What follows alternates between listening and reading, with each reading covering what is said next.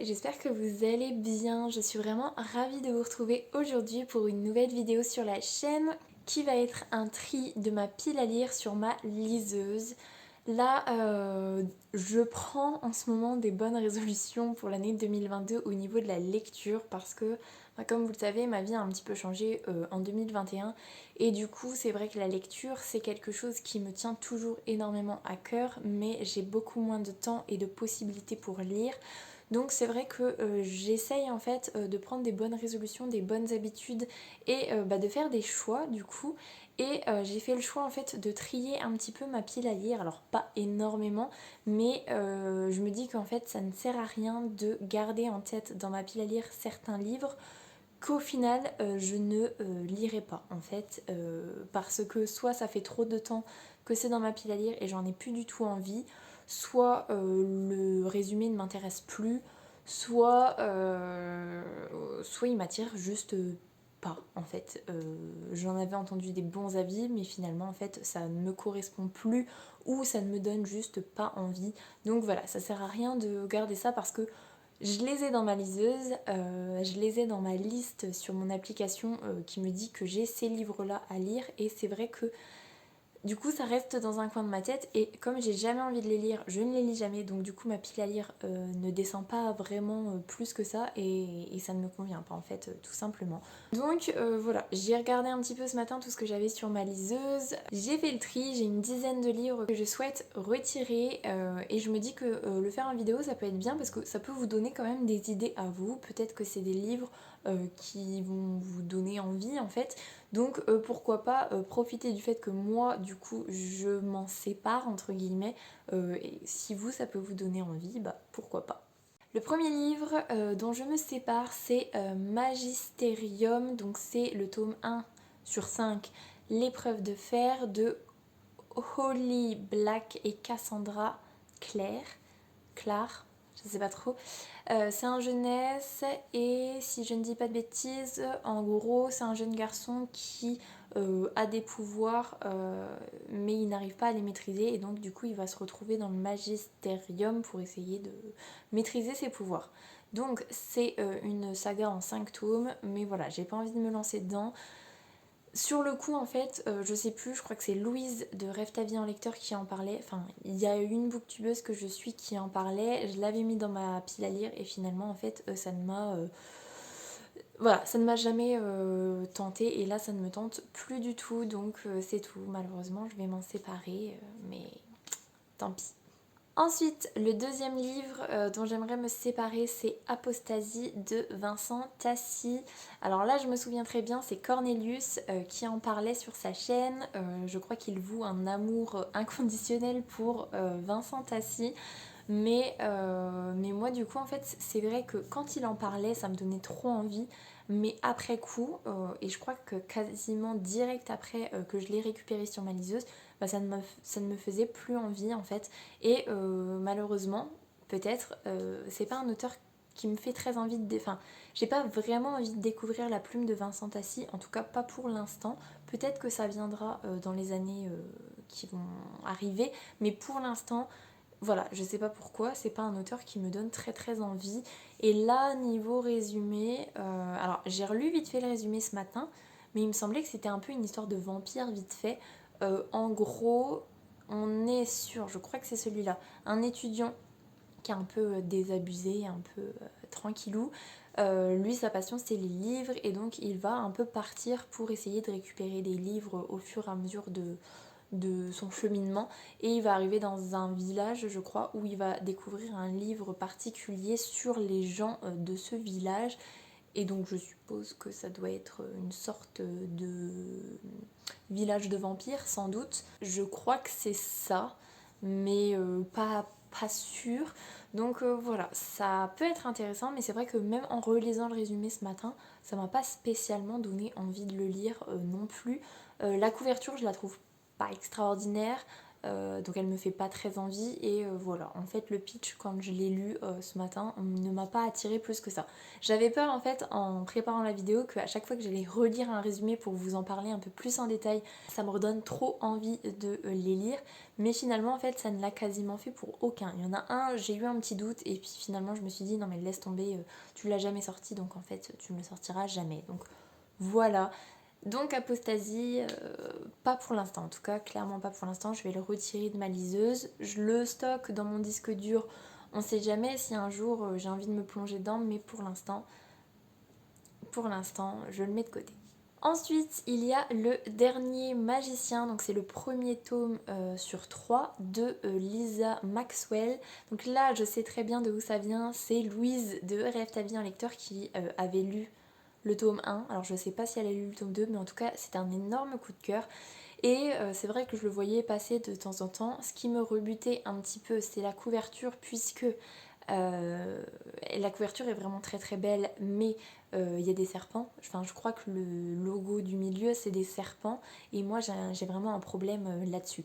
Pour vous faire, comment dire, pour vous dire à quel point j'ai un problème avec les serpents, Lace Bardugo, j'adore ce qu'elle écrit, mais la 9e maison, j'ai très envie de le lire, sauf qu'il y a un serpent dessus, et voilà, et c'est ce qui me rebute en fait. C'est triste à dire, mais c'est vraiment ça qui me rebute. Et donc là, pour le dernier magicien, j'ai vraiment un doute parce qu'au final, quand je vois la couverture, je ne regarde pas en détail le logo du milieu en fait. Donc il me semble que c'est des serpents, bref. Et donc, j'ai relu le résumé ce matin et je ne sais plus trop de quoi ça parle. Je crois que c'est une société qui perd ou n'a quasiment plus de pouvoir en fait. Et donc il y a une sorte de protection, et si on quitte la protection, on est sûr de ne plus avoir du tout de pouvoir. Et si je dis pas de bêtises, peut-être que je dis totalement des bêtises, il y a une fille qui elle a comme pouvoir de pouvoir voyager dans le temps, et donc sa mission c'est de retourner dans le passé pour essayer de récupérer des reliques qui vont permettre en fait au monde, si elle les récupère pour les détruire, du coup il y aura encore de la magie dans son monde. Je crois que c'est à peu près ça. Je dis peut-être beaucoup de bêtises, mais je crois que c'est ça. Donc dans l'absolu c'est un résumé plutôt pas mal. La couverture elle est objectivement très belle, mais bon, j'ai plus envie de me lancer dedans, j'ai pas envie de me dire que j'ai toujours celui-là sous le coude alors qu'en fait il y en a tellement d'autres que j'ai envie de lire. Et voilà, j'ai vraiment envie de me poser sur ce que j'ai très envie de lire parce que comme je vous disais dans ma dernière vidéo, l'année 2021 elle n'a pas été terrible au niveau lecture, mais elle n'a pas été extraordinaire non plus. J'ai lu des très bons livres, j'ai eu des coups de cœur, mais j'en ai pas eu tant que ça, donc je pense que voilà, je me mets un petit peu trop la pression, je me dis qu'il faut un peu trop que je sorte des reliques de ma palle alors que j'en ai pas spécialement envie, donc voilà. Le dernier magicien, je pense que c'est une très bonne saga, mais voilà, je vais pas me lancer dedans et tant pis. Ensuite, il y a le serment de l'orage de Gabriel Katz et c'est le premier tome sur 2. Je ne sais plus du tout le résumé. Je l'ai lu ce matin pourtant, mais je ne sais plus du tout de quoi ça parle. Si, c'est en train de me revenir. Il y a quelqu'un qui va dans un manoir ou dans un château où il se passe des trucs un petit peu inexpliqués, un petit peu bizarres. Et en fait, il va y avoir un autre château qui va apparaître, je crois, la nuit ou je sais pas trop quoi, et où il va y avoir encore plus de trucs bizarres qui vont se passer. Et en fait, en gros, il y a une sorte de malédiction, et je crois que c'est à peu près ça. C'est le pire résumé, je crois, que je vous ai fait sur la chaîne, mais je crois que c'est ça. Et du coup, quand j'ai relu le résumé, ça m'a pas redonné plus envie que ça. J'avais à une époque très envie de découvrir la plume de Gabriel Katz, et en fait non. Finalement, non. Donc voilà. Je pense que ça peut être un très très bon roman, mais là il me fait plus du tout envie, et je pense que j'aurai quand même de quoi lire à côté, même si je ne lis pas celui-là, donc voilà. Ensuite, il y a le Passe-Rêve de Jean Vigne, et je crois que celui-là, je l'avais récupéré sur ma liseuse quand je participais au PLIP 2021. Et j'ai relu le résumé ce matin, et en gros, c'est quelqu'un, je crois que c'est un homme, ou un jeune homme, qui c'est pas trop un résumé sur les rêves. Ça se finit plutôt genre ça va briser ses rêves ou un truc dans le genre. Je ne sais plus. Honnêtement, je ne sais plus du tout de quoi ça parle. Je vais pas vous faire un résumé bancal, ça ne sert à rien. Mais voilà, celui-là, il me fait plus trop envie. La couverture ne me tente plus trop. Et puis voilà, peut-être que c'est une très très bonne histoire, mais voilà, j'ai plus spécialement envie. Donc je le redis encore une fois, je vais les stocker quand même sur mon disque dur. On sait jamais si un jour j'ai envie de me replonger dedans, j'en entends parler, quelqu'un me dit que c'est vraiment extraordinaire, me le vend super bien et que du coup je le lis, mais pour l'instant, voilà, je vais le mettre de côté, donc tant pis. Ensuite, il y a les lettres de Rose de Clarisse Sabar. Donc là, je me souviens très bien, c'est Juliette de Juliette et ses bibliothèques qui en avait parlé sur sa chaîne, qui avait dit que c'était trop bien. Et en gros, si je me souviens bien, puisque j'ai relu le résumé ce matin aussi, on a une jeune femme qui a été adoptée en fait à 3 mois, je crois. Et en fait, quand elle arrive à l'âge adulte, euh, elle va découvrir que sa grand-mère biologique lui lègue sa maison avec des lettres et donc du coup elle va récupérer la maison et les lettres et elle va découvrir un petit peu l'histoire de sa famille biologique à travers ces lettres et du coup il va y avoir des histoires avec des membres de sa famille biologique, tout ça tout ça. Ça peut être sympa mais j'avoue que ça ne me fait pas très envie pour l'instant donc c'est peut-être pas le bon moment, enfin c'est peut-être plus le bon moment pour moi. Voilà, pour l'instant je mets ça de côté et puis on verra bien plus tard quoi.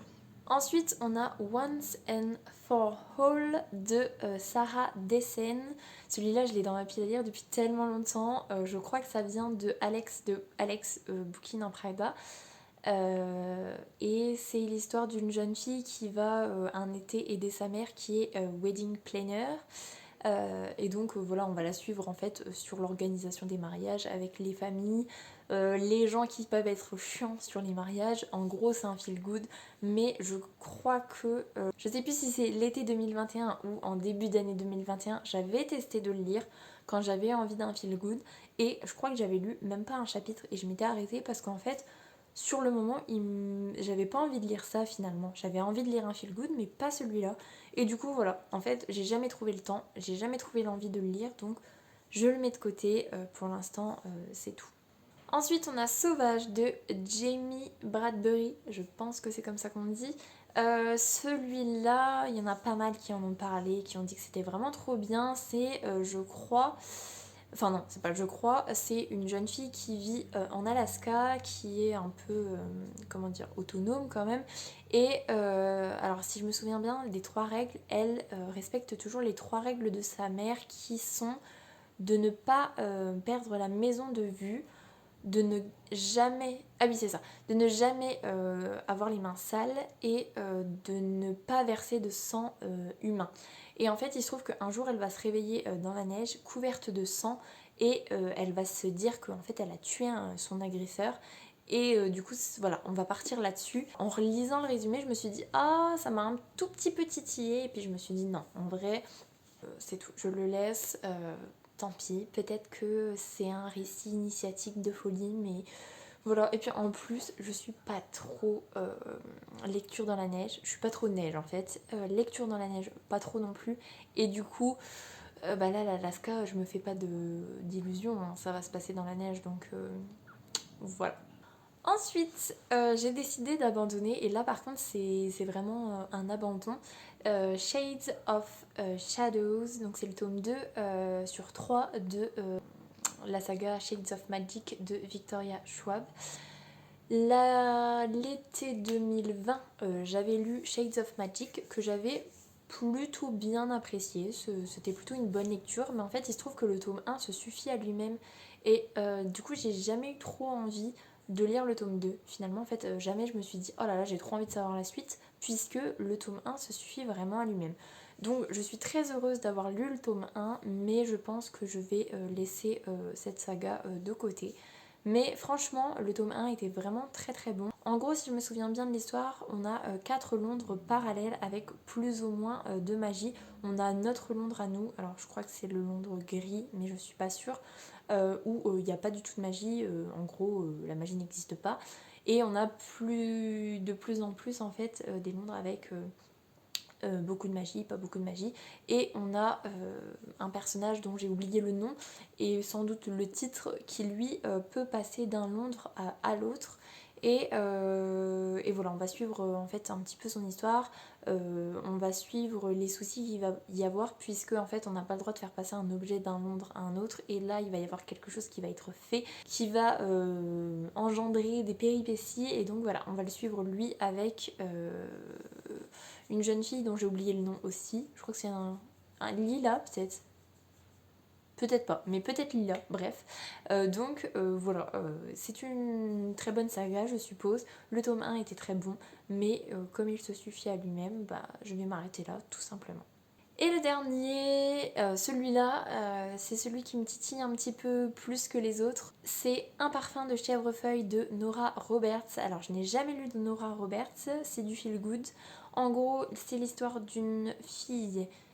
Non, c'est l'histoire de, je ne sais pas si c'est une fille ou un homme ou un couple ou des gens, bref, je ne sais plus. Pourtant je l'ai lu ce matin mais je ne sais plus. Bref, ils vont récupérer une maison qu'ils vont essayer de réhabiliter en hôtel. Je crois que c'est ça.